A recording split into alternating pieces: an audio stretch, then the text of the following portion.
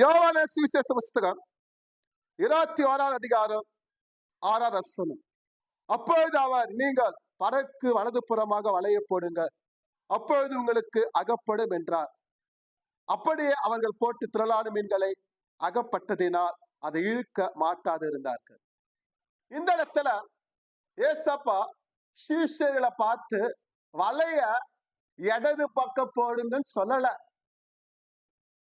வலைய மேற்க போடுங்கன்னு சொல்லல, வலைய கிழக்க போடுங்கன்னு சொல்லல. இயேசு கிறிஸ்து வலது பக்கம் போடுங்க அப்படின்னு ஏசப்பா சொல்றார்.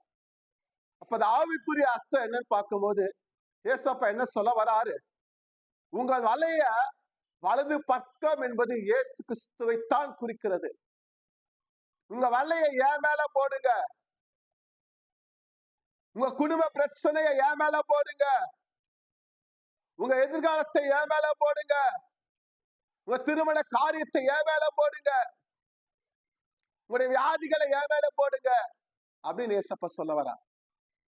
அவங்க அந்த வார்த்தை கேட்டு அந்த வலது பக்கம் என்பது இயேசு மேல அந்த வலைய போடும்போது 153 பெரிய மீன்களை இயேசு கிறிஸ்து கொடுத்தார். நம்முடைய வாழ்க்கையில நம்ம பிரச்சனைகளை, போராட்டங்களை, உபத்திரங்களை இயேசு கிறிஸ்து மேல போடும்போது கர்த்தர் நமக்கு நன்மை செய்து ஆஸ்வதிக்க வல்லவராக இருக்கிறார். ஆமென்.